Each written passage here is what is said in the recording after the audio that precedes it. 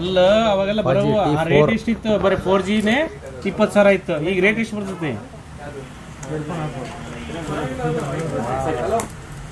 1 year warranty ಇರುತ್ತೆ. ಇದು 7 days fishing ಇರುತ್ತೆ. ಹಾರ್ಡ್ವೇರಲ್ಲಿ ಕಂಪ್ಲೇಂಟ್ ಬಂದು ಏನಾರು ಹಾರ್ಡ್ವೇರಲ್ಲಿ ಏನು ಚೇಂಜ್ ಮಾಡಿಸ್ಬೇಡಿ 7 days. ಆಮೇಲೆ ಬೇಕಾದ್ರೆ ಏನಾದರೂ ಹಾಕ್ಸೋದಿದ್ರೆ ಹಾಕ್ಸ್ಕೊಳ್ರಿ.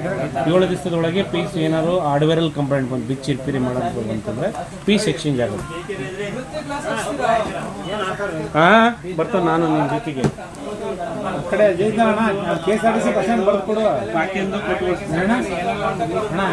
KSRTC ಕೊಡು 14,000 ಎಕ್ಸ್ಪೆಂಟ್ ಕೊಡು.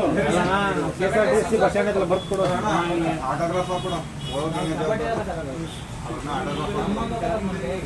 ಏನು ಆಟೋಗ್ರಾಫ್ ಕೊಡ್ತಾರೆ? ಸಿಗ್ನೇಚರ್ ಒಂದು ನಿಮಿಷ ಓಪನ್ ಮಾಡಿ.